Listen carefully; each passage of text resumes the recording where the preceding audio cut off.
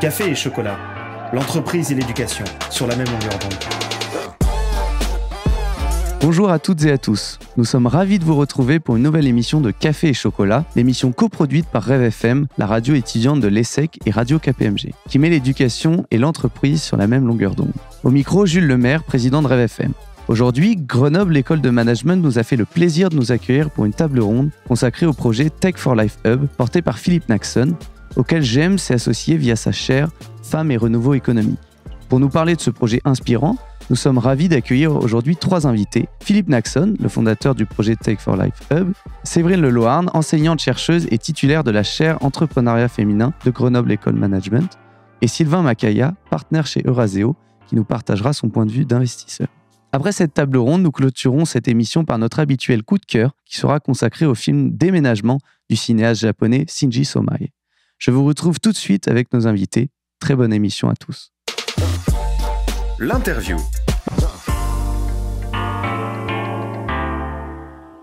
Bonjour à toutes et à tous, bienvenue et merci d'être avec nous. Un grand merci également à GEM, Grenoble École de Management, de nous accueillir dans ses locaux flambant neufs de Pantin pour cette émission un peu particulière dédiée à l'entrepreneuriat. Je suis très heureux d'avoir autour de moi pour cette table ronde 3 invités qui représentent différentes facettes de l'entrepreneuriat et qui sauront nous éclairer sur le projet qui nous rassemble aujourd'hui, celui initié par Philippe Naxon en partenariat avec GEM, le projet Tech for Life Hub. Autour de moi donc, Philippe Naxon. Après une expérience professionnelle dans la finance à Londres et à Paris, vous devenez entrepreneur. Vous fondez d'abord The Robot of the Year, concours qui récompense la meilleure solution basée sur l'IA de l'année.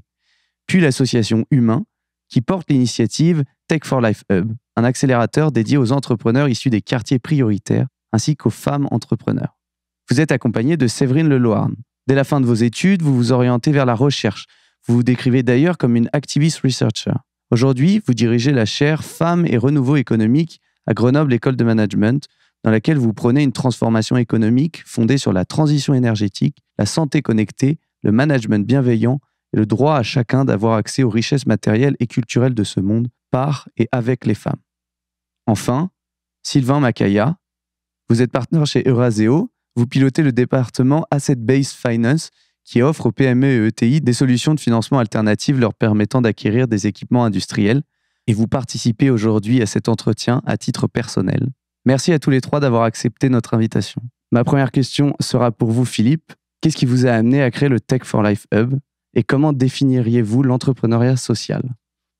Bonjour à toutes et tous. Alors l'histoire est un peu longue, je vais essayer d'être court et concis. Alors moi je suis né en Afrique et j'ai vécu en Afrique un bon moment et j'ai très vite pris conscience des différences en fonction de notre provenance et que c'était important justement de mettre en exergue des talents qui n'avaient pas forcément eu les mêmes chances que moi. Et donc, chemin faisant, et au fil des différentes expériences que j'ai pu vivre aussi dans ma carrière professionnelle, j'ai eu l'occasion, au travers de différentes rencontres, de réfléchir à une approche qui pouvait permettre à des talents de pouvoir bénéficier d'une plateforme d'accompagnement dans le développement des projets tech à impact, qui est un sujet qui me passionne déjà depuis quelques années, comme vous l'avez précisé tout à l'heure, et de réfléchir à un mode basé sur la construction d'un modèle ensemble, c'est-à-dire de créer des synergies et des réflexions qui répondent à des besoins pragmatiques, et toujours en restant, et c'est très important, à l'écoute des désirs et surtout des attentes de ces entrepreneurs, de ces entrepreneuses, et de mettre en place donc un programme grâce notamment au partenariat que nous avons créé avec KPMG et avec GEM, entre autres, et de pouvoir proposer une solution, en tout cas des méthodes qui favorisent les chances de succès, de financement de ces 10 projets. C'est un programme gratuit, c'est important de le préciser, et donc toutes les personnes qui s'impliquent dans cette initiative, y mettent de leur temps et de leur passion aussi, dans le partage de leurs expertises propres. Et donc, on arrive aujourd'hui à quelque chose de très valorisant pour l'ensemble des personnes qui sont concernées, à la fois les intervenants et aussi les porteurs, les porteuses de projets qui sont choisis, qui sont sélectionnés pour le Tech for Life Hub. Et s'agissant de l'entrepreneuriat social ? Alors oui, l'entrepreneuriat social est une notion relativement large. En ce qui concerne le Tech for Life Hub, donc on s'accorde à regarder et à se concentrer sur des projets tech à impact. Cela dit, l'entrepreneuriat social doit être compris comme l'entrepreneuriat porté par des minorités. Donc, la mission du Tech for Life Hub est de se concentrer sur des porteurs de projets qui répondent à ces critères. Voilà. Après, la notion de méritocratie républicaine est très, très ancrée dans notre approche et dans notre volonté de faire et de bien faire. Donc, on est tous animés par la même intention. Séverine Leloarn, bonjour. Vous avez associé votre chère Femmes et Renouveau économique à Tech for Life Hub. Pourquoi avoir noué ce partenariat et est-ce que vous vous retrouvez dans ce que dit Philippe ? Bonjour à tous. Merci de votre invitation. Alors, déjà, j'ai associé, oui, effectivement, la chère Femmes et Renouveau économique au Tech for Life Hub, mais j'ai aussi, avec la bénédiction de ma direction, associé aussi Grenoble École de Management au Tech for Life Hub. Et l'ADN de GEM, c'est tout de même la technologie. C'est pour ça que l'école a été créée, c'est pour ça que l'école vit. C'est-à-dire, ayons des managers qui savent travailler avec un contenu tech, qui savent l'interpréter et qui savent entreprendre avec ce contenu, mais de manière responsable. Donc, naturellement, vous en doutez, quand on a travaillé sur la chère Femmes et Renouveau économique, on se dit les femmes ne sont pas présentes lors de la première révolution industrielle, elles sont absentes lors de la seconde révolution, la troisième, c'est celle de la micro-informatique, elles sont un petit peu présentes, mais enfin bon, pas tant que ça. Donc la quatrième, l'intelligence artificielle, faudrait peut-être quand même qu'elles y soient. Donc, l'idée était de pouvoir créer la chaire. C'est une chaire appliquée. Comme vous l'avez dit, il y a une dimension activiste derrière. Donc, on est à la fois présente dans une logique pour accompagner toutes les femmes. C'est évidemment les gémiennes. Donc, les gémiennes, elles ont un cube à GEM. Mais les non-gémiennes, elles ont GEM les premières. Et on s'est rendu compte qu'il y avait plein de femmes qui avaient des idées géniales, qui étaient issues des QPV, donc les quartiers politiques de la ville, et qui ne pouvaient pas forcément avoir accès à tous les écosystèmes, à tout ce qui était proposé dans les écosystèmes entrepreneuriaux. Et puis, on ne sait pas réellement comment on accompagne bien tous ces gens-là, parce que derrière le mot « femme », c'est comme derrière le mot « homme », ça veut tout dire, ça veut rien dire. Il y a des femmes en contexte, des hommes en contexte. Et donc, ça se trouve, j'ai plus de points communs avec Philippe qu'avec une femme qui pourrait être de GEM. Donc, finalement, la démarche un petit peu d'association est née de manière pratiquement spontanée. Philippe me dit, moi je suis à Pantin, ça tombe bien, GEM s'implante à Pantin. Philippe me dit, moi je veux travailler pour les personnes qui sont issues et éloignées des écosystèmes d'innovation, ça tombe bien, la chaire fait déjà ceci. Puis on veut réfléchir sur comment on peut bien accompagner tout ce petit monde de manière intelligente avec des bons outils, ça tombe bien, partager ce point-là. Donc, l'association, elle est devenue une manière naturelle. Je ne sais pas ce que tu en penses, Philippe. Complètement. Tout ça s'est fait extrêmement naturellement. Après, il y a bien évidemment l'humain qui rentre en jeu. Il se trouve que dès qu'on a commencé à interagir avec Séverine, on s'est retrouvé sur plein de valeurs communes. Donc, on s'est dit qu'il y avait vraiment quelque chose à faire et que ça allait être une très, très belle aventure avec un potentiel considérable. Et quels sont vos rôles respectifs ? Alors, peut-être Philippe en premier, vu que vous avez la parole, dans la sélection, l'accueil et l'accompagnement de la troisième promotion, par exemple, qui arrive très prochainement. Alors, la sélection, elle se fait communément avec chaque membre du jury, qui est représenté par chacun de nos partenaires, et parfois même des mentors qui nous accompagnent dans cette aventure. Donc, je ne suis pas le seul décisionnaire, loin de là. Et heureusement, c'est important d'avoir différents prismes d'analyse et de se rassurer tous qu'on fait les bons choix. Donc ça, c'est pour la partie sélection. Et puis, mon rôle dans le Tech for Life Hub, en tant que fondateur, j'ai j'ai complètement le rôle de modérateur de l'ensemble, des différents échanges avec nos partenaires, de toujours réfléchir de façon récurrente aux améliorations qu'on peut y apporter, et d'essayer de construire quelque chose qui, encore une fois, on l'espère, aura une longévité extrêmement longue. Sylvain Macaya, comment vous partagez votre expérience et votre expertise professionnelle dans cet accompagnement de projet ? Donc, bonjour à tous, merci de m'avoir invité à cette émission. Alors, je dirais deux choses. La première, c'est que compte tenu de mon expérience professionnelle, qui est plutôt axée vers le financement, je suis assez sensible au trou dans la raquette. Trou dans la raquette, en fait, ça se matérialise par le fait qu'il y a beaucoup de pans de l'économie, il y a beaucoup de pans de la société qui sont pas financés ou mal financés par, on va dire, les acteurs traditionnels. Pas financés ou peu financés par les banques. pas financé ou peu financé par des acteurs comme BPI, pas financé ou peu financé par les fonds d'investissement. Et donc, quelques exemples de trous dans la raquette sont par exemple des projets portés par des femmes, des projets portés par des minorités, des zones géographiques, typiquement les banlieues, les QPV, typiquement ce qu'on appelle communément les territoires. Et donc, quand on fait un croisement à la fois géographique, un croisement à la fois humain et un croisement sur une thématique de projet, notamment des projets de proximité. J'étais l'autre jour je donne des cours, j'ai la chance de donner des cours en école de commerce, malheureusement pas encore à GEM. On va régler ce problème très rapidement, ne vous inquiétez pas. Et je discutais avec un élève qui comptait se lancer dans l'entrepreneuriat et qui veut lancer un commerce de proximité en lien avec la mise en place de pressing, et de pressing plutôt bio, qui est effectivement un très bon projet parce qu'aujourd'hui, il y a très peu d'offres de pressing bio. Or, c'est dans l'air du temps. Et donc, il m'expliquait qu'il avait beaucoup de mal à trouver des financements. Il a frappé à la porte de sa banque qui lui a dit niet. Il a frappé à la porte de BPI qui lui a dit pourquoi pas. Et aujourd'hui, il a essayé de frapper à la porte de fonds comme Euraseo qui lui a dit évidemment non. Et donc, effectivement, ça, c'est l'exemple concret d'un trou dans la raquette, d'un projet de proximité qui ne trouve pas de financement. Et je suis particulièrement attentif à ça. Et mon rôle dans cette aventure, c'est de trouver les moyens de résoudre le financement apporté au projet ou à une catégorie de population qui ne bénéficie pas aujourd'hui ou qui sont éloignés des circuits traditionnels de financement. Et donc, l'idée, c'est de réfléchir à comment pallier à ça. Parce que c'est pas parce qu'un projet est porté par une minorité qui n'a pas droit à un financement, c'est pas parce qu'un projet est porté par une femme qu'il doit avoir des difficultés à trouver des financements, et idem pour certaines catégories de projets. Donc, c'est vraiment ce qui me tient à cœur dans l'aventure, et c'est vraiment comme ça que je veux apporter mon expertise financière et mon expertise d'investisseur dans le dispositif. Et si je peux juste compléter ta réponse, Sylvain, parce Sylvain est quelqu'un de très modeste, mais grâce à Sylvain, en fait, on a réussi aussi à réunir plusieurs acteurs financiers, et principalement qui nous aident dans la sélection des projets, dans l'analyse des projets, de mettre en exergue les points sur lesquels il est important de travailler.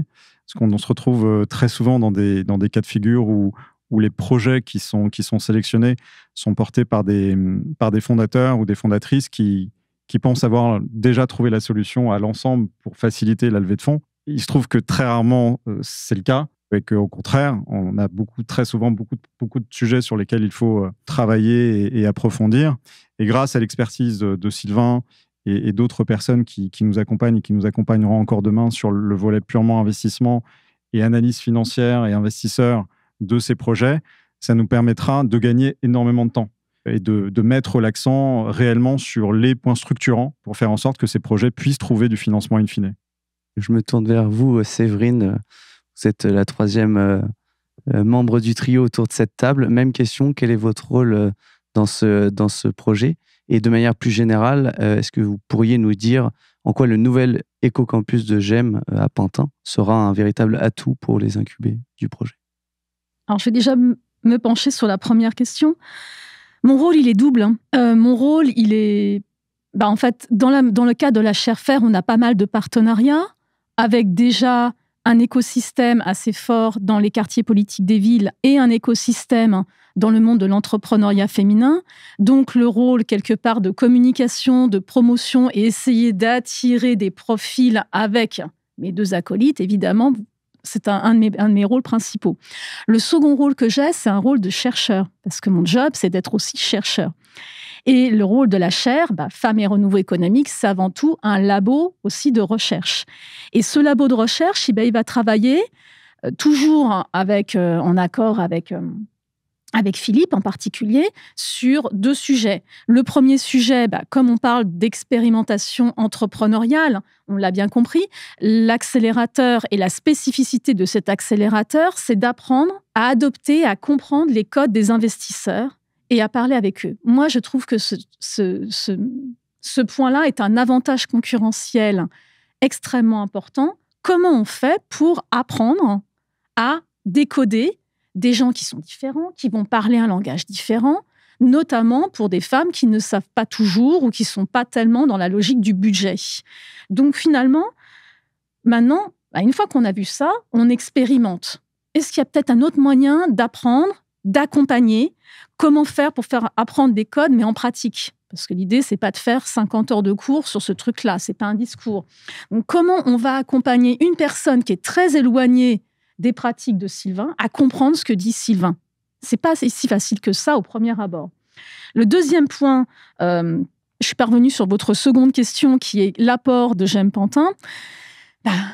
Vous avez vu 6000 mètres carrés, des locaux flambant neufs, des personnes qui travaillent déjà à Pantin, qui travaillent dans le Grand Est.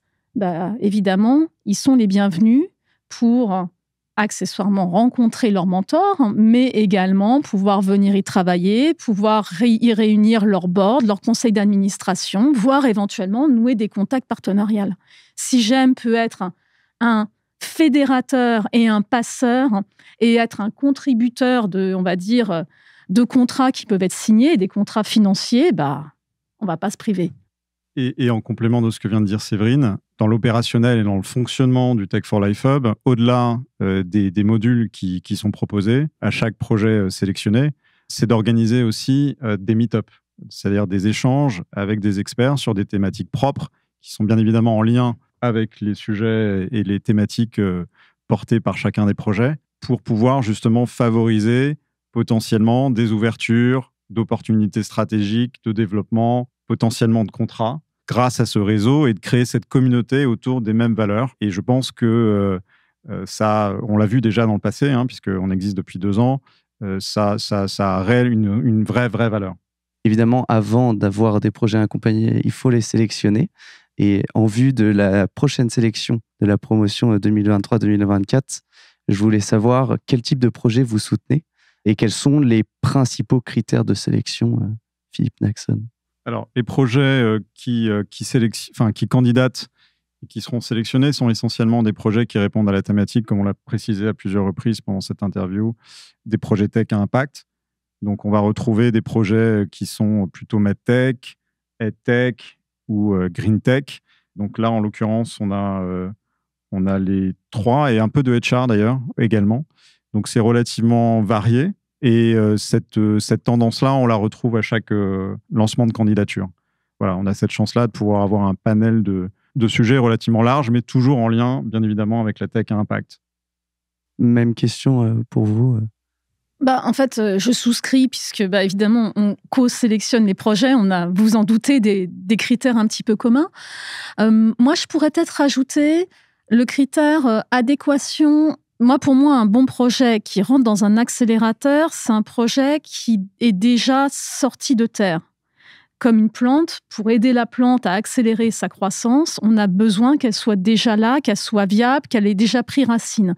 Donc pour moi, un bon projet, c'est un projet qui a déjà fait sa preuve de concept, qui permet de générer un minimum de cash. C'est aussi une équipe entrepreneuriale qui commence à se constituer. Ça ne veut pas dire qu'elle ne va pas grossir, mais on a déjà une base. Et puis, en tant que prof, je regarde surtout à quoi va servir l'accélération dans le Tech for Life Hub. Est-ce que la personne va apprendre des choses ou est-ce que, si elle sait déjà tout, ma foi, aucun intérêt d'être avec nous. Elle n'a pas besoin de nous. Si, en revanche, on voit qu'on peut l'aider à apprendre des choses et à apprendre ces fameux codes dont je parlais tout à l'heure pour mieux comprendre les investisseurs, là, c'est gagné. L'accompagnement à tous les niveaux et donc au niveau financier, comme vous nous l'avez dit tout à l'heure, Tech for Life Hub fait appel à de nombreux partenaires, notamment KPMG, pour assurer la réussite de ces projets. Vous nous avez dit, Sylvain Macaya, que le challenge réside dans la capacité à trouver de nouveaux partenaires, notamment financiers, pour subvenir aux besoins de ces projets-là. Vous êtes partenaire chez Eurazeo, vous êtes investisseur à titre personnel. Pourquoi souhaiter soutenir ce projet? Et surtout, en tant que financier, à quel profil de projet vous intéressez-vous le plus? Pourquoi soutenir le projet? Je répondrai de 2 manières. La première, c'est une volonté d'aider à décrypter le langage des investisseurs. Effectivement, on en parlait tout à l'heure. C'est quelque chose qui est très important. Parler à des investisseurs, c'est comme franchir une marche, c'est comme franchir un ou 2 étages d'un immeuble. Donc ça se fait pas à la légère, ça se fait avec des codes, effectivement, et ça se fait avec une méthodologie, et je suis là pour essayer d'expliquer, de faire en sorte que les entrepreneurs décryptent cette méthodologie, parce qu'encore une fois, ça ne s'improvise pas. Donc L'idée, c'est de leur faire bénéficier de mon expertise de 20 ans. Ça fait 20 ans que je travaille dans les fonds d'investissement. Pour les aider justement à, entre guillemets, maximiser leurs chances de décrocher un fameux ticket d'investissement auprès de gens qui ont de l'argent. Donc ça, c'est, entre guillemets, mon premier rôle. Mon deuxième rôle, c'est aussi l'accompagnement, parce que trouver de l'argent, c'est bien, mais, entre guillemets, utiliser l'argent à bon escient et faire en sorte que le projet aboutisse, c'est mieux.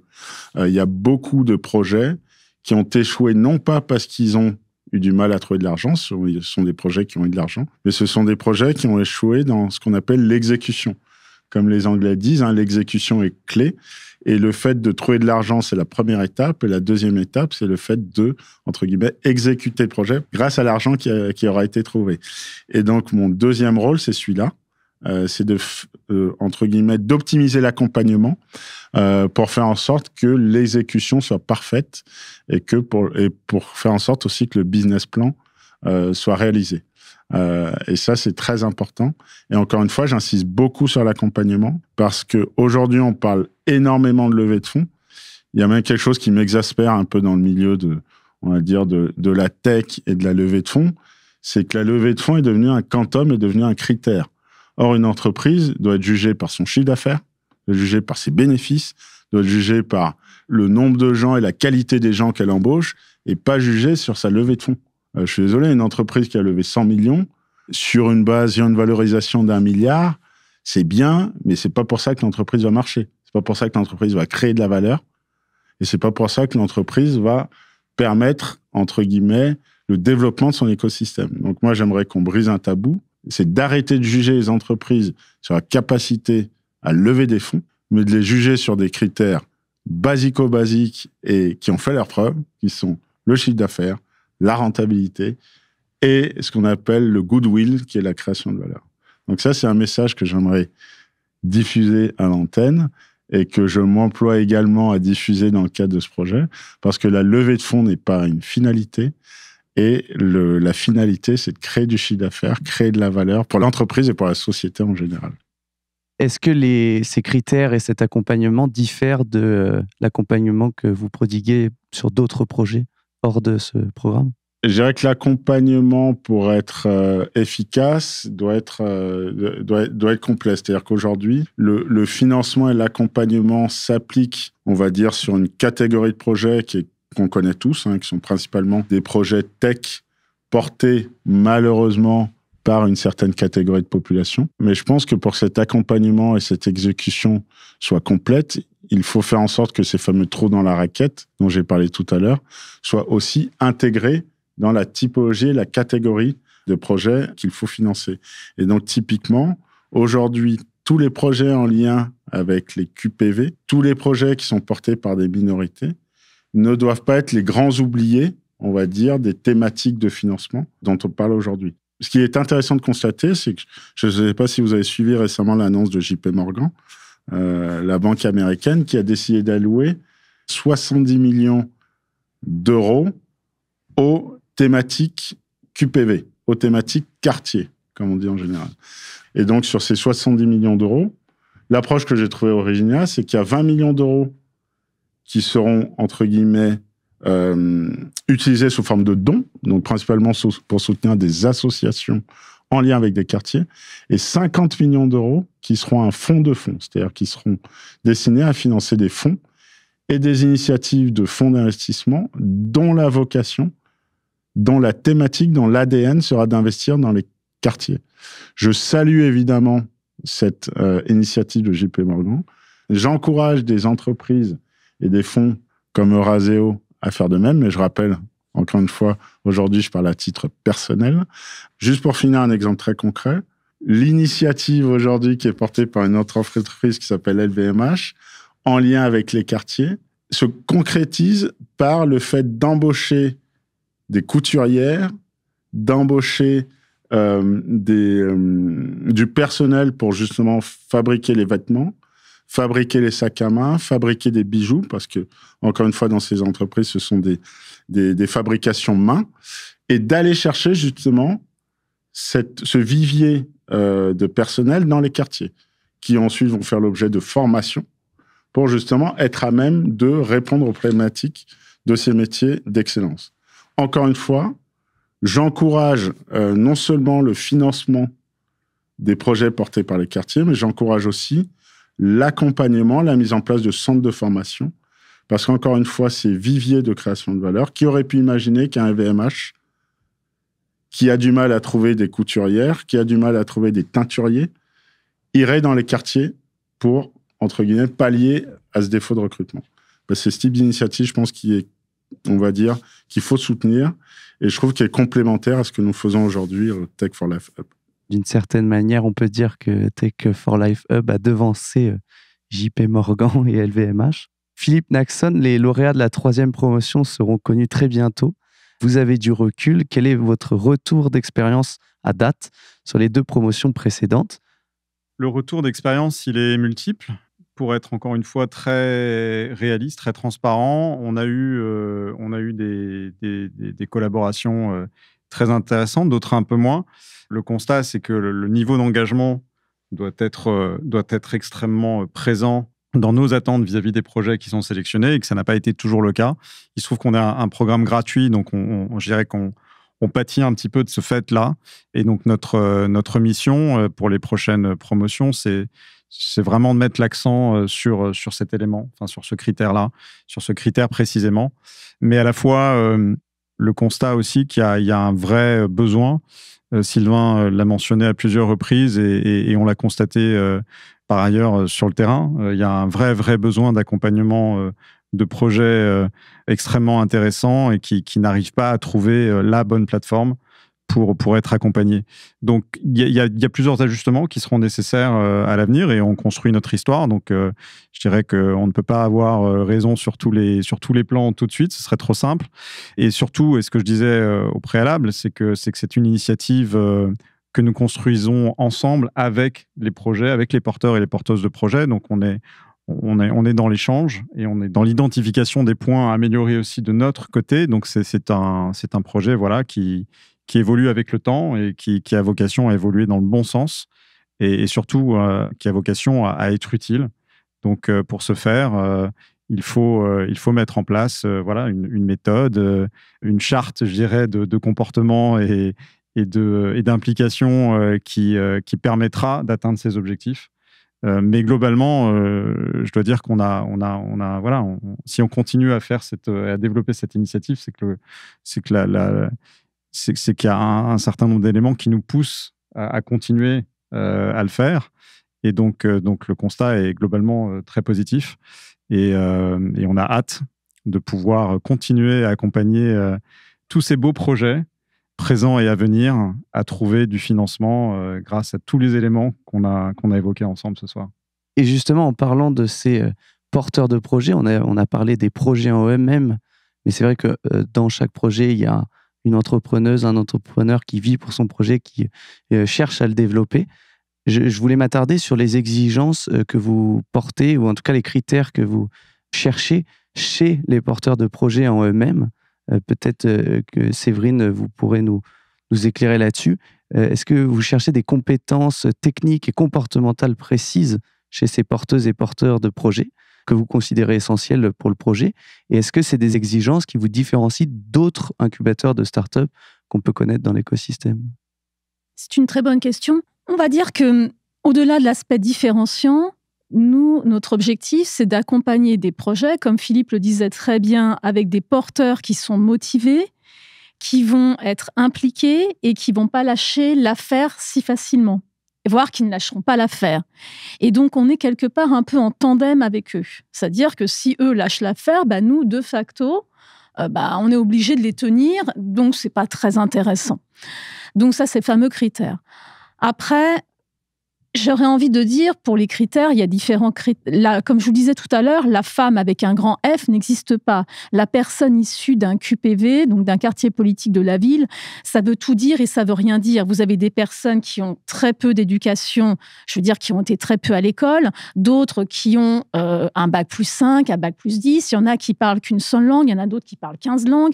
Enfin, vous avez des personnes qui vivent confortablement, d'autres qui vivent au RSA et voire même qui sont en situation très complexe. Vous vous avez un écosystème dans un quartier politique de la ville que vous avez également ailleurs. Et je ne voudrais pas uniquement réduire des personnes, en gros, un individu a des caractéristiques qui seraient liées au quartier ou liées, comme tu es une femme, tu dois te comporter comme ça. Ça ne veut rien dire. Donc derrière ces critères-là, l'idée, c'est vraiment, encore une fois, d'avoir l'adéquation avec le projet, elle sera naturelle, puisque par définition, nous n'acceptons que des projets qui ont déjà fait leur preuve de concept. Donc l'adéquation projet-personne n'est plus approuvée. Donc la compétence, je dirais, oui, elle est là. Donc pour nous, ce n'est pas un sujet. On va juste leur vérifier lorsqu'on aura l'entretien avec la personne, mais on part du principe que c'est un point abordé. L'autre point abordé, c'est que la preuve de concept, elle est là.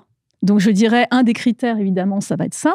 Le troisième critère, c'est la capacité à se remettre en cause et à réapprendre au quotidien.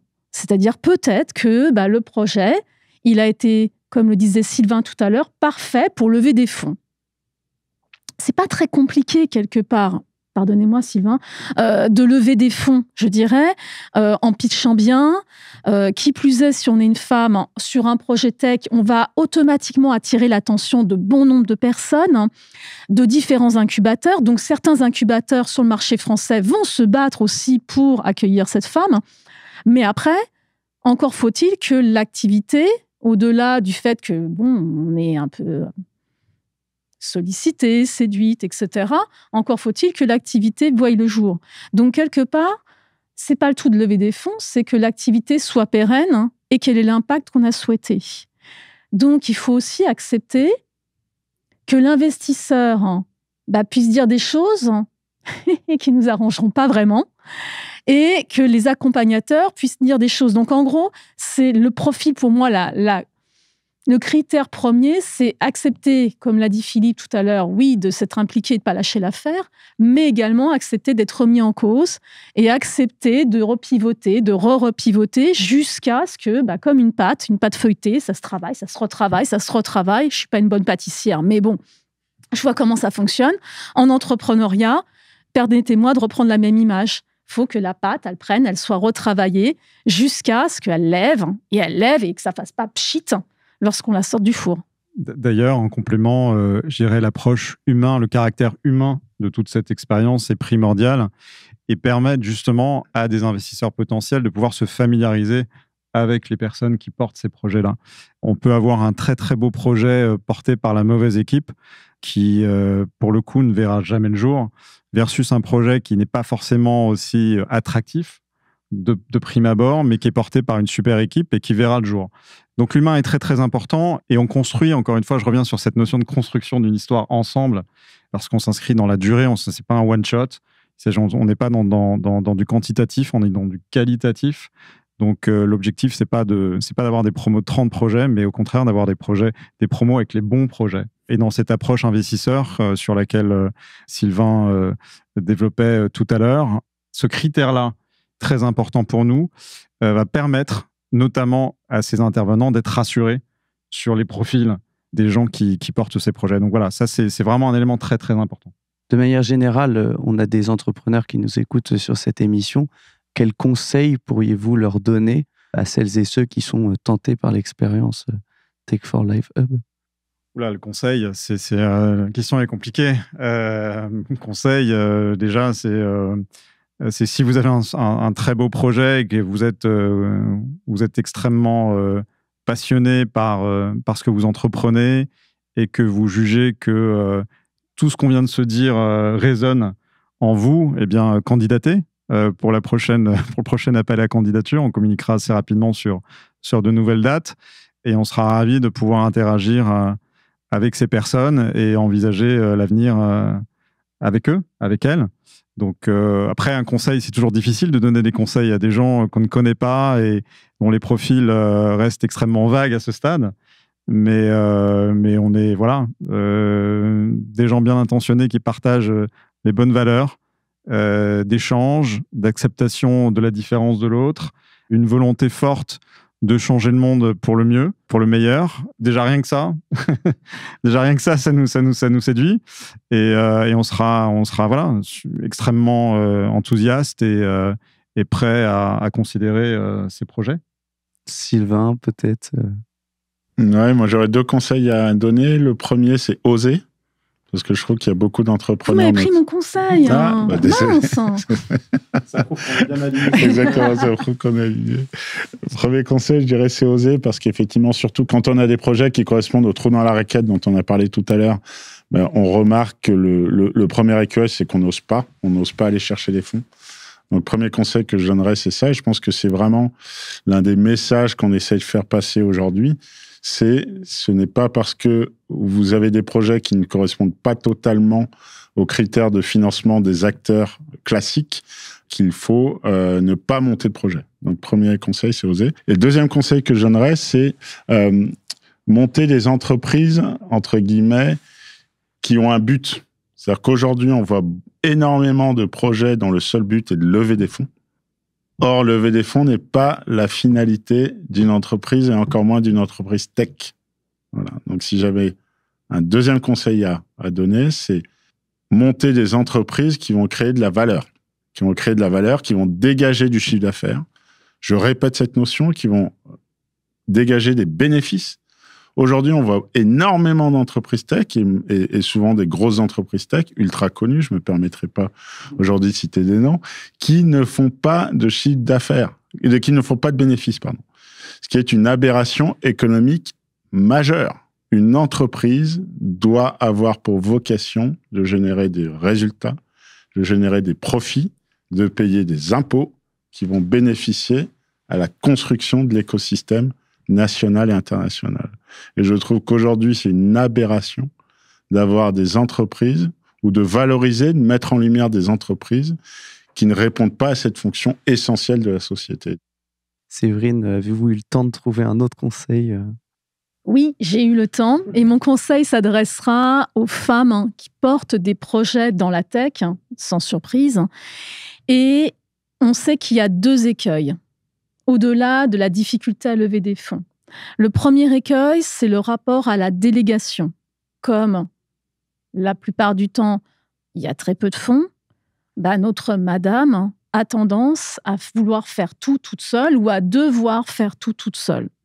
Donc l'enjeu, c'est de oser, je le remets quand même, de pouvoir oser identifier des partenaires clés qui vont devenir peut-être des partenaires internes, mais aussi des partenaires financiers pour pouvoir déléguer les futures actions à mener pour que l'entreprise soit pérenne. Le deuxième critère, c'est on sait que la plupart des femmes qui créent seules, même dans le domaine de la tech, lèvent très peu de fonds.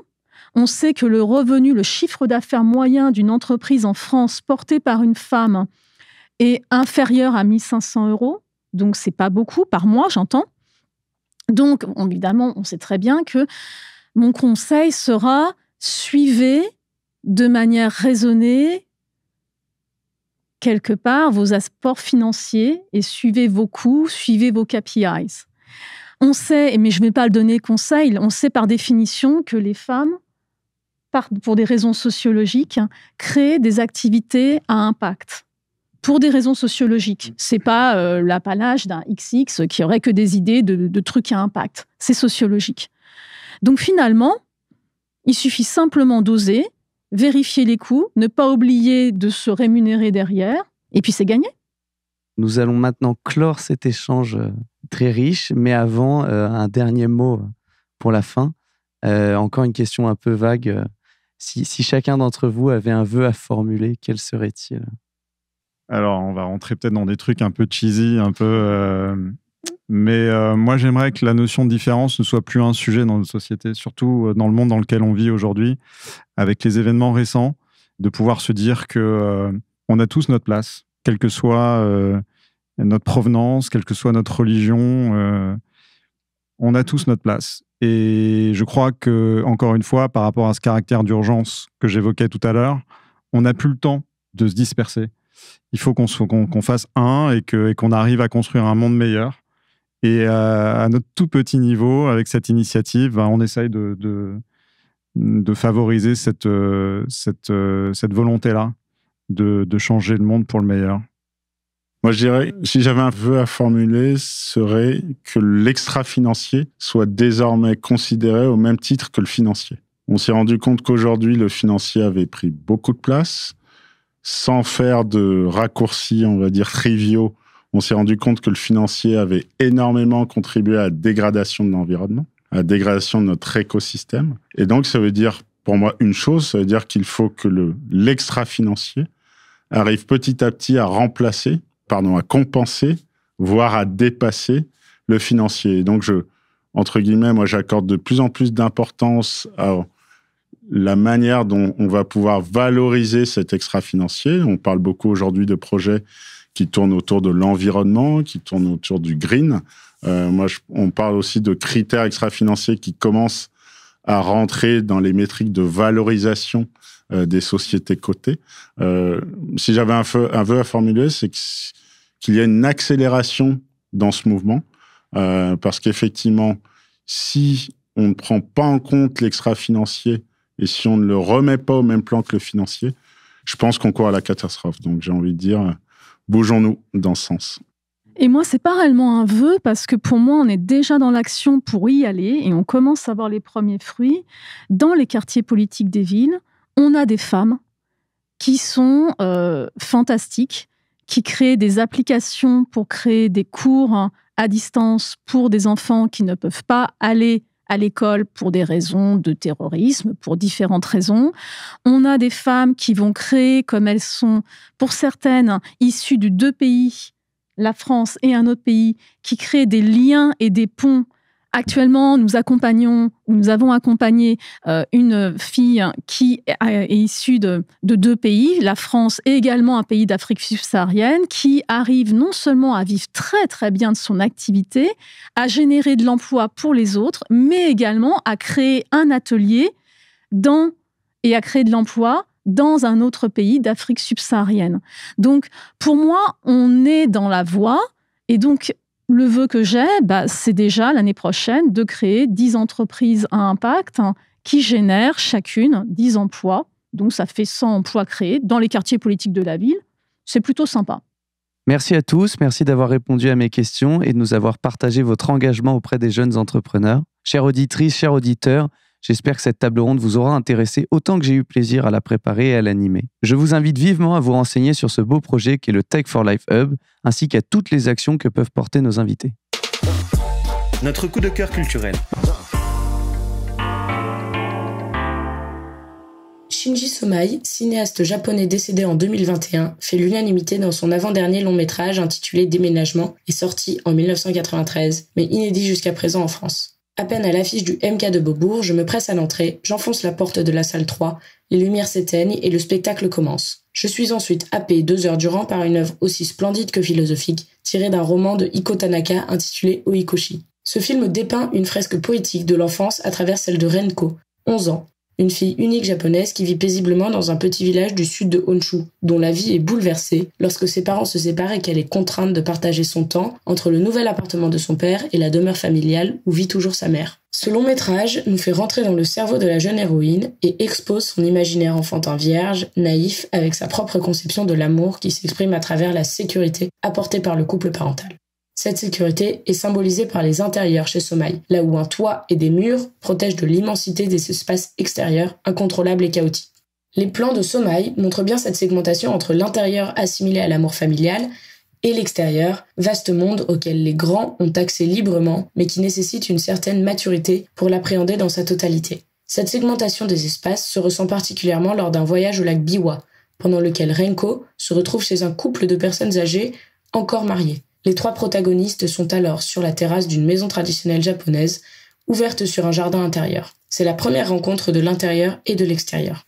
Somai fait, grâce à cette maison, une transition symbolique vers ce qui sera l'accomplissement de l'enfance de Renko et la révélation finale. L'existence en soi n'est qu'un perpétuel déménagement. Enrichi par la performance exceptionnelle de la jeune héroïne, le film transcende les frontières culturelles pour toucher universellement le cœur du spectateur.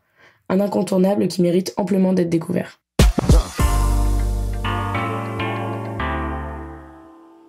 C'est notamment grâce à des initiatives remarquables comme Tech for Life Hub que l'entrepreneuriat fleurit en France. Elles permettent d'ouvrir des portes à des créateurs d'entreprises ne bénéficiant pas d'un écosystème favorable à l'atteinte de leurs objectifs.